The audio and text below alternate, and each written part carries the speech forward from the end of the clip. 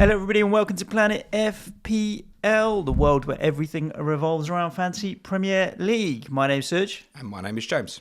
And as James was just saying, moaning about your son coming into your room in the night.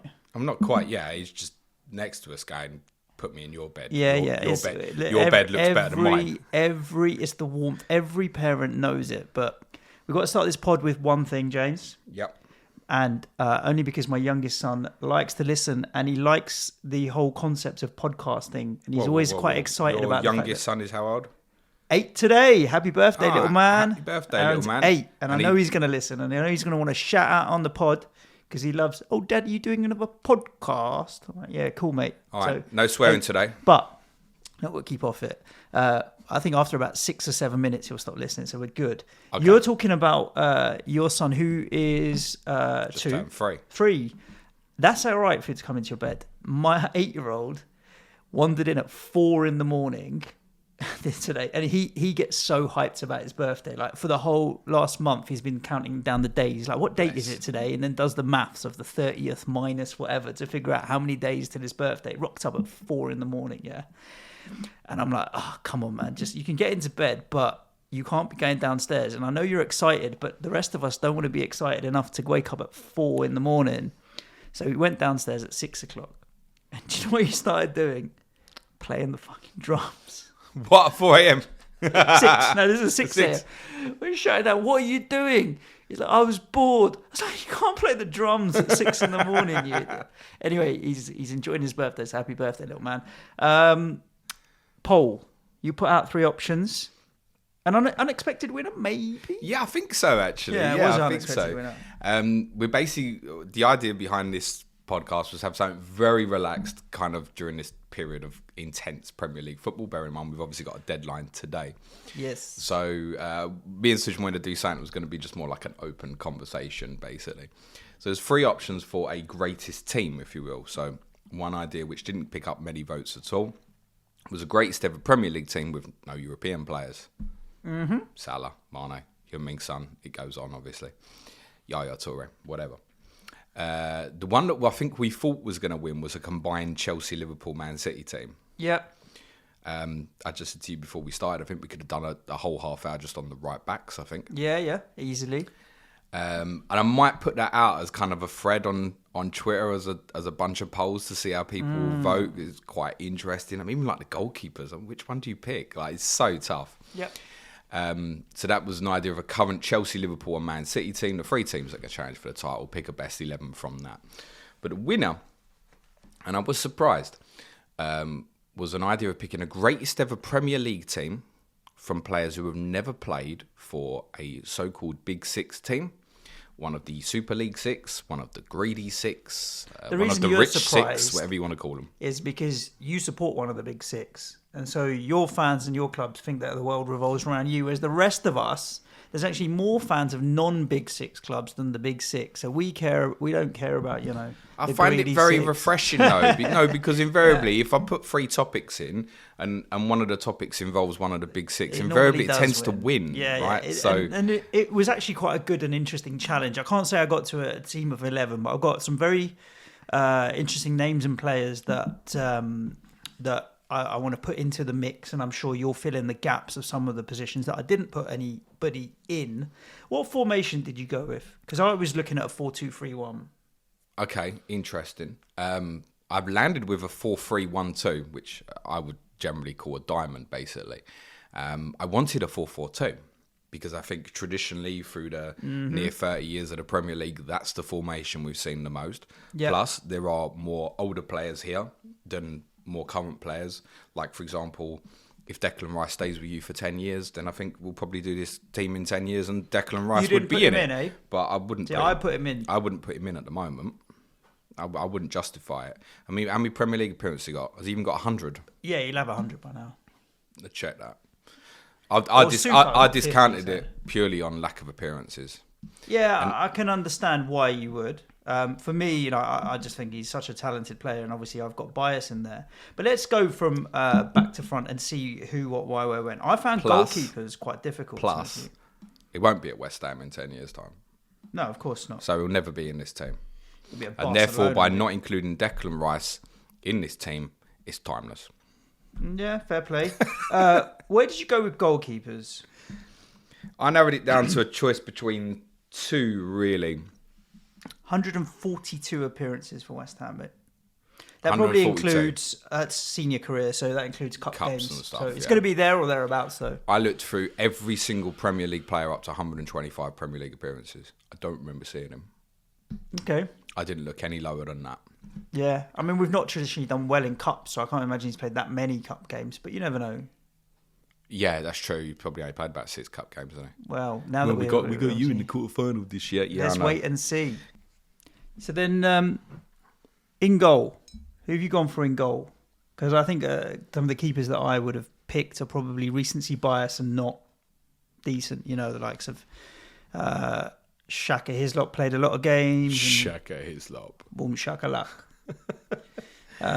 I wanted to go... Some good goalkeepers, but consistency. Like Rob Green, for example, was a very good goalkeeper, but his he made so many mistakes that he'll get remembered for them more than actually the fact that he was a very good goalkeeper. Yes, that's true. Yeah. And to be honest, he'll actually get more recognised for his fashion sense now, because when he comes on as a pundit, he's always got Larry suits on. Is he? Yeah, he's always got Larry suits on. Shows Rob I'm Green. definitely skipping more Sky Sports news than I used to, which is no bad thing. I wanted to go with Shay Given. Yep. And originally forgot that he'd had obviously 2 years at Manchester City, so that doesn't work. No. So I think the choice from there become quite straightforward for me. I've gone with Neville Southall, Big Nev. who was a legendary keeper for Wales and obviously for Everton. I think the lasting image for a lot of the younger listeners might be this very large fellow who turned up to play for Bradford. He never looked like a footballer. But wow, he was good. I'm sure he won Football Writers Player of the Year in the 1980s, which admittedly is pre-Premier League era. He's got a couple of top division titles with Everton in the 80s. Certainly played for the majority of Everton's spell in the 90s. And I think he just edges it because I think he was a top-level keeper over, say, Tim Flowers was the other one I really thought Tim about. Flowers is a good goalkeeper. Obviously won the title with Blackburn. Nigel Martin, I guess, is another one to consider. He'd be a good shout. But Leeds and that. I've gone really old school. There'll be people listening like, oh, James, I've never seen him. Well, particularly in the 80s, Neville Southall was top draw. Yeah. So I'm going to go with, despite his best of his career being prior to Premier League, I'm going to go with Neville Southall. Big Nev. I don't mind Big Nev in goal. I think a lot of the goalkeepers, others that I was thinking about that had longevity, ended up having a stint at a Big Six club somewhere. Like even David James played at City. Paul Robinson played at your place. And Mark these Schultz guys, had a little spell at Chelsea. And Man United. No, sorry, I'm thinking of Bosnich, was it? But he wouldn't be Bosnich anywhere at Man close United. anyway, to be honest with you. And Chelsea, although I can't remember if he ever actually played for Chelsea. I think he did once or twice. Yeah. I think he did. So, I mean, so many keepers sneak in a little cheeky stint here or there. But yeah, I don't mind that at all. Did you say Brad Friedel? Yeah, was he another was at one. Liverpool and Spurs and whatever else. So, there we go. So, yeah, interesting with goalkeepers. We move on to fullbacks, left back. Tough one. Leighton Baines? Quite straightforward in my final decision. Yes, I have gone for Leighton Baines. Me too. There's one obvious one, I guess, to argue against, which is Stuart Pearce. Very true. Forest, Newcastle, West Ham, but obviously predominantly Forest. That would have been the one to real compete. He never played at City, did he? He was just manager. No, he never played there. Just managed at City. Stuart, you've got me questioning that now, but I'm fairly certain he didn't. No, I'm pretty sure he became part of Kevin Keegan's coaching team there, and then took over interim and then did the job full time. Very famously brought David James on as a striker, didn't he? As a substitute. Class. Yeah, I kind of... My influencing decision on this was partly that... Did he play for Man City? 38 appearances for Man City. Did he really? Yeah, after West Ham. Well, I can't visualise him playing for Man City. Doesn't matter, we chose What Leighton season? Baines. After 2001-2. That's not in the Premier League. But I would say, okay. I would count that as playing. So, for example, I wouldn't have considered Peter Beardsley. Right. Peter Beardsley only played for Everton and Newcastle in the Premier League. He joined Everton in the summer of '92. He played for Liverpool before Division that. So, 1. therefore, I would not consider Peter Yeah. Beardsley. I can't recall Pearce playing for Man City. Yeah. I was but anyway, we chose Leighton Baines. It's definitely Leighton Baines. There's no doubt about it then. Yeah. Straightforward for me. Plus, because I picked a diamond, I wanted two attacking fullbacks. Like right back was probably a more difficult I decision. haven't got a right back. 'Cause this is just how hard it is. Who'd you go with centre backs? Lewis Dunk? I just assumed you would segue into right backs there. Okay, we can go right back. Who did you pick? Well, same club. Seamus. I go with Seamus Coleman, yeah. I can't argue with that either. I think he's been very consistent and very good for a long period of time. Plus, I feel like I've kicked Everton so hard lately. We've not done just you. We've a done lot of three people have. positions.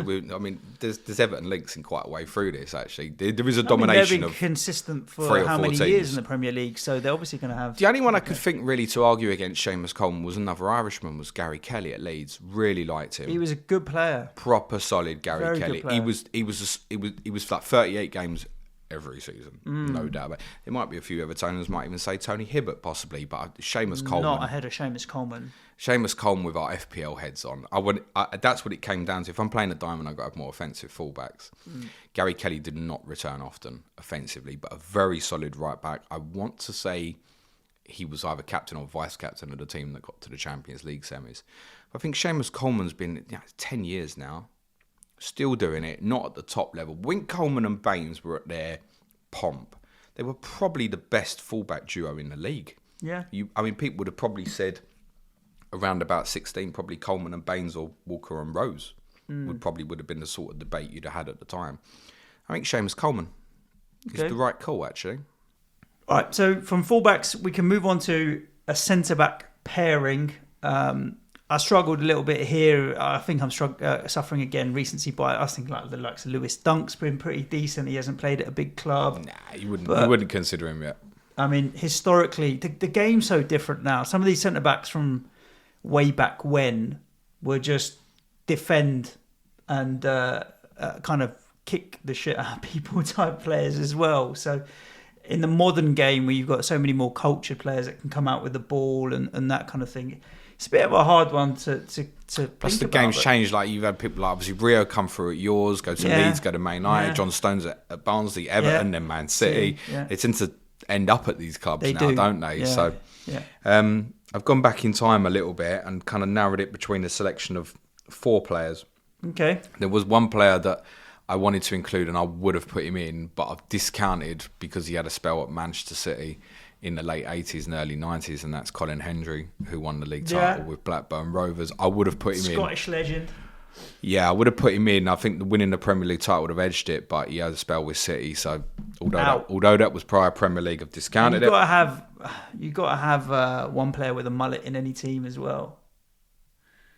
Well, I don't think I do now, no. Oh, man. No, sorry, mate. We need a mullet somewhere. If we've got players in the 80s and 90s, you've got to have a mullet somewhere. Mind you, Big Nev, maybe.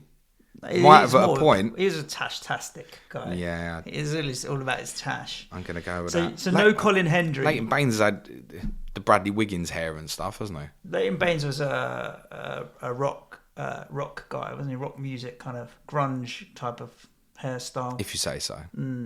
Centre backs. So I've gone back in time for a couple. I want to give shout out to a couple I've left out first. Dave Watson of Everton. Kind of similarly with Neville Southall, so solid, a leader for them. He doesn't jump to mind as someone that would have made an all-time. Again, there'll be people listening who've never heard of him, never seen him play. He was top centre-back for Everton.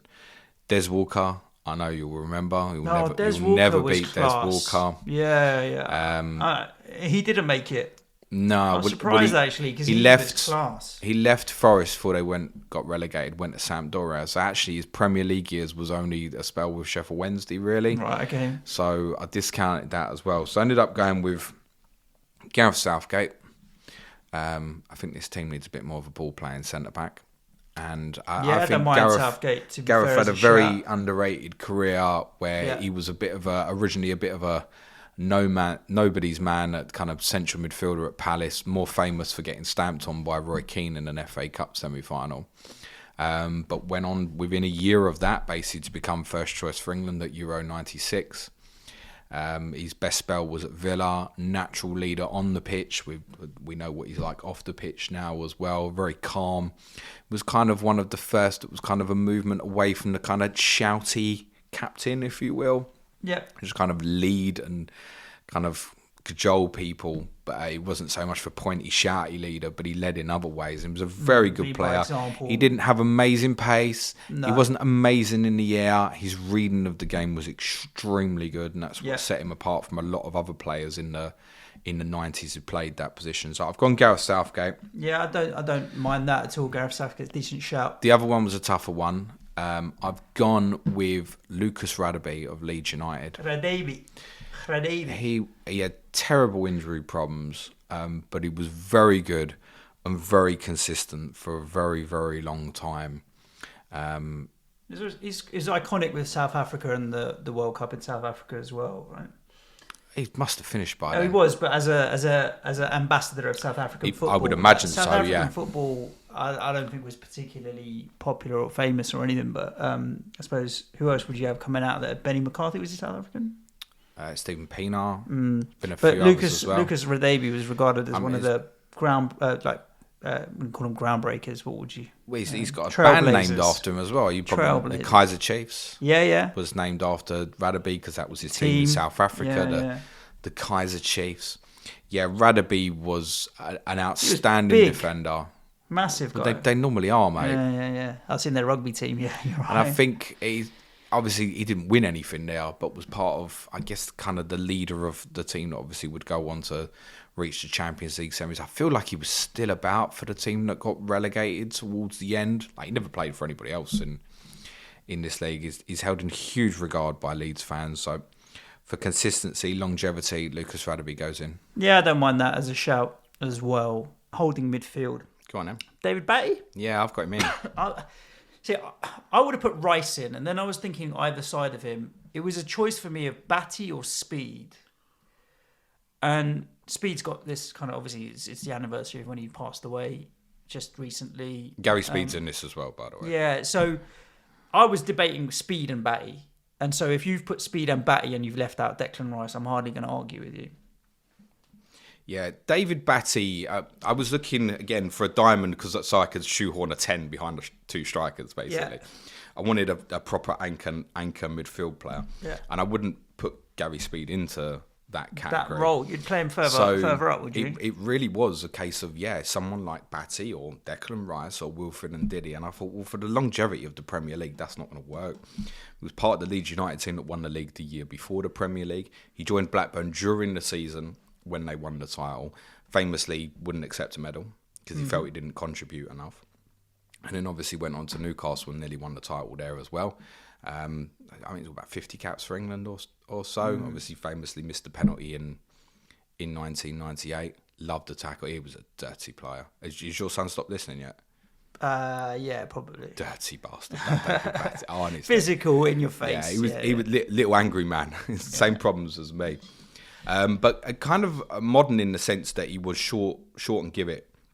Wasn't one that would go long often. Was regularly just pass short, pass, give it to someone better, pass, give it to someone better. Was constantly how he played, and I think he'd tick over nicely in this team with my fullbacks going high. Yeah, Gary Speed has to be. He's the only player in the all-time top 20 Premier League appearances who hasn't played for a Big Six team. The top 20 all-time Premier League appearances. Of all top 20 all-time Premier League appearances, he's the only one who hasn't played for a Big Six team. Okay.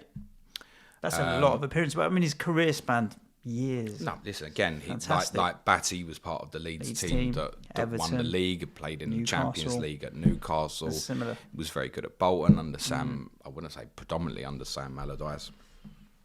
What a top player. And actually, Gary Speed's 10-year anniversary of his passing was the idea that got me this. Tom Campbell had asked on my stream at the weekend my thoughts on him.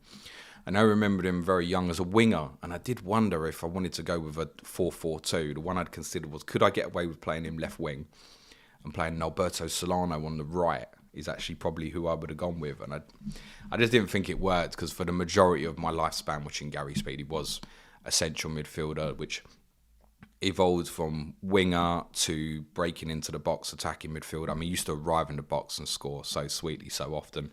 Then obviously a more defensive player in later years. Absolutely outstanding footballer. Still sorely... You got two phones, they've both gone off. That's my watch, actually. Obviously, sorely missed by so many. He's literally just past 10 years. Last weekend, right? Since his sad leaving of us, yeah. And I spoke on that pod at the weekend. Ironically, Shay Givens in this team. I'll never forget Shay Givens' reaction, because Villa were playing at Swansea like hours after, and I was obviously doing like the minute silence and stuff, and he's just like a broken. Obviously, Given was teammates with Speed at Newcastle. State of him. Ironic, obviously, it was in Swansea and stuff, being that obviously the country's birth. Legend for Wales, credited off the pitch in terms of turning Wales' fortunes round to now being a nation that is regularly competing to try and get into major tournaments. Yep. He was the start of that process. Gary Speed, probably second name in this. There's one obvious player that obviously has to go in, but otherwise, Gary Speed is second name in this team. You've got three in the midfield, so you got another midfielder in there. Yeah, I have, yeah. Attacking midfielder? I'd say goal-scoring midfielder. Okay. I've gone with Tim Cahill. So underrated. Proper FPL gem as well. He always was. Would have been. I didn't play them, but he was so good for so many years, so consistent. He was a master at breaking into the box, and then obviously he had spells playing as a striker as well, both for Everton and Australia. I remember first seeing him for Millwall on their run to the FA Cup final in 03-04, and it was just obvious goal-scoring midfielder. And David Moyes obviously got everything the best out of him at Everton. Wasn't the best technically, but in terms of goal-scoring midfielder, to balance that off, yeah, I don't know how many Premier League goals he got, but so many. I don't know if he still holds the record for most headed Premier League goals. Did he hold that record? I think so. Wow. I feel like someone beat that recently. But I'm sure at one stage he had the record for most Premier League headed goals. Phenomenal in terms of getting into the box. Not the best footballer in the world, but I've got two fullbacks who want to sling the ball into the box, and obviously they played with him as well, so know how we played. How many goals he scored for Everton? 56. It's great for a midfielder, really, isn't it? Considering he's only 5'10" as well. And that as well, yeah. He'd leap on him despite the fact he wasn't the biggest. Yeah, Tim Cahill's snuck in for me. The one I left out, which annoyed me a bit, was Rob Lee. Yeah. I really liked Rob Lee at Newcastle. Again, probably not one you'd consider the most technically gifted ever, but he did such a good job all round. And obviously we had him at West Ham for a while. A top spell in that entertainers team in sort of 95, 96, then got into the England team ahead of the World Cup in 98. I remember one performance he had in Poland was absolutely brilliant. I really liked Rob Lee. I kind of came down to the conclusion of... and Rob Lee started one season, I think it was maybe the 94-95 season. He scored like 9 in the first 10. Remember when Aaron Ramsey had that run a few years back? It was like scoring every week at the start. That was Rob Lee back in the mid-90s. But I decided Cahill would just done it over longer. And that's why I went with him. Number 10. Okay, let's just get one of the strikers out of the way. Alan Shearer. Shearer's in. In fact, I'm happy to do both strikers. We'll come back for the 10. Because I think the 10 is an awful So you debate. played two strikers. I had a 3 and a 1. Like Shearer as a striker. And then I was thinking of a number 10 sitting in behind. But the types of players I might have considered a 10. You might have considered a striker in Di Canio, Letizia, and so on. Or even Janino. They were like the creative... There were 4 players I've listed. You've missed one, but I'll come back to them. Shearer has to go in, of course. Premier League's greatest ever goal scorer. We don't really need to go on about it much more, do we? About Shearer, brilliant evolution from this hungry, pacey striker to became this brilliant goal scoring target man. He really, absolutely was. Partner, I think, is quite straightforward. Jamie Vardy. Yeah. Gotta be. Are there any other... how many other Golden Boot winners have there been that haven't played for a Big Six club? Oh, that's got to be... You ain't going to put Dion Dublin in, are you? Kevin Phillips? Kevin Phillips didn't play for any of them, did he? Yeah, but I think Vardy's done it over a longer period, hasn't he? So... Yeah, I mean, and obviously the title as well, right? Yeah. So Vardy up there with Shearer, I don't mind that. Jamie Vardy's got to go in. I mean, he's the only current still playing player that I've got in this team, other than Seamus Coleman. Jamie Vardy's got to go in. That's what I was looking at. It was similar to you. It was like, okay, 4-2-3-1 or something. or even 4-3-2-1. But I was like, I can't leave Vardy out of this No, team. you're right. It's ridiculous. The other name I wrote down, other than Fitz, was Mark Viduka. He was obviously really good, obviously, at Leeds for a spell. I mean, it's got to be Vardy and Shearer. They'd complement each other so well. Yeah, that's also true. Imagine I think as a pair, they'd be phenomenal. Even the older versions of them, rather than the younger versions. The older version with Shearer being the kind of take the pressure and Vardy going in and spinning off him. That'd have been a good partnership. The player that I listed, and he's the only player I really listed in terms of 10s who I thought, is he worth a shout because for 18 months he was that good, was Dimitri Payet. Yeah, who sadly got hit by a bottle the other day. Not for the first time this season in France. I mean, they need to sort that shit out. How are we doing for time? We got 2 minutes or 3 minutes. Okay, I'm cool. going to press it in a second. Yeah, I've not considered Payet for the team because it didn't not enough appearances for me. Yeah, his catalogue of goals though was just ridiculous. But again, I thought, can I play him left wing and play Norberto Solano right wing? And I quite liked the idea of that because I really did want a 4-4-2 team. But no, I couldn't go with Payet. The three other players you named all worth consideration. Juninho has just become so unbelievably iconic. The whole Brazilian rocking up at Middlesbrough, the way he played, the incredible season they had when they got to the 2 cup finals in '97 and got relegated because they failed to fulfil a fixture at Blackburn, which even if they'd have fulfilled it with a reserve team, they basically would have stayed up. Had they not been deducted the points, they would have been level with West Ham's 02-03 team, which included Paolo Di Canio as the best relegated team of all time. Di Canio also has become an icon, part because of the Paul Walcott push, but obviously absolutely brilliant for yourselves as well. The catching the ball. Arguably, that at Everton, the catching the ball, arguably the greatest ever Premier League goal scored in the game against Wimbledon. Yes and no. It was a good goal. I don't think it was the greatest ever, but yeah. But I've gone with Letizia.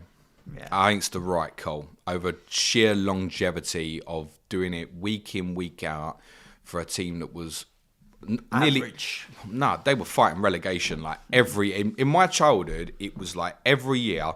How does Southampton and Coventry basically finish like 17th and 16th nearly every year? And eventually the pair of them basically went nearly at the same time at the turn of the century. Southampton in 05, Coventry I think was 01. Matt Letizia did it every week basically for a team that was fighting relegation for like 8-9 years. Southampton's greatest ever player. Why do you think he never got a move to a... Well, I think he was like many 10s of that era.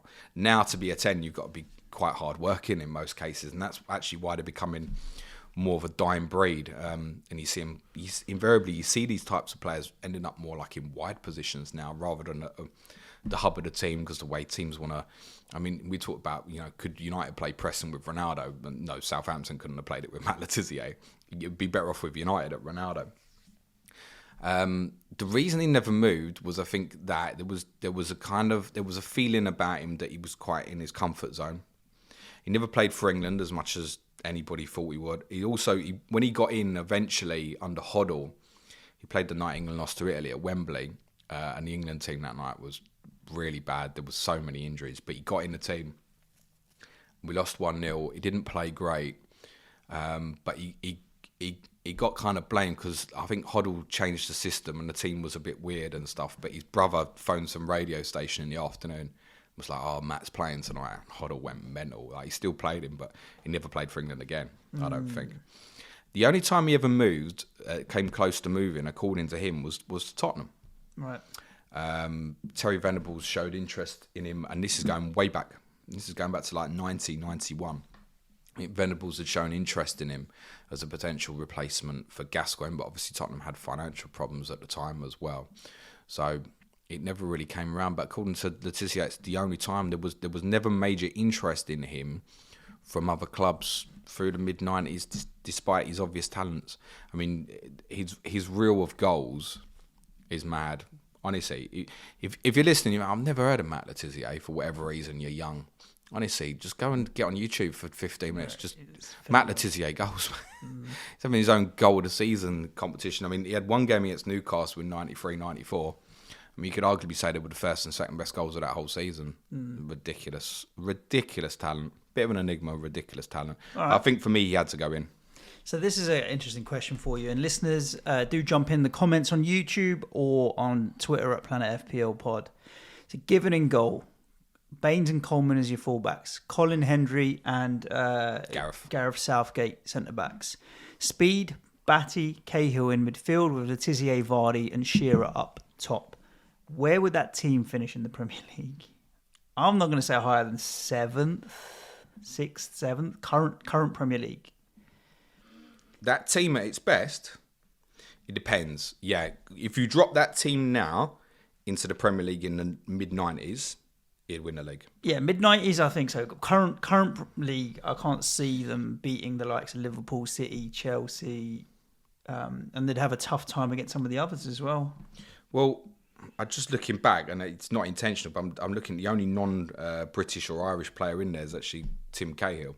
Yeah. Is the only one.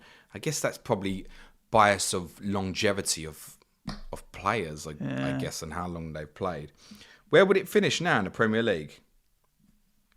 All those players at their peak, I mean, it'd probably finish 4th.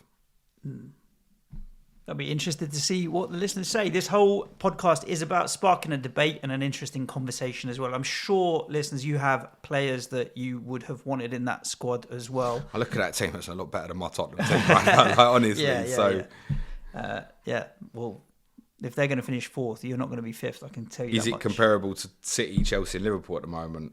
It actually might be a little bit below. But then that's part of the challenge. Yep. We have come in at the Patrons today, differential show, but there is a deadline later on today, FPL deadline. So James will be live streaming if you are listening to this on Tuesday before that. So do make sure if you find us on YouTube, Planet FPL, subscribe and you'll get notified as soon as he goes live.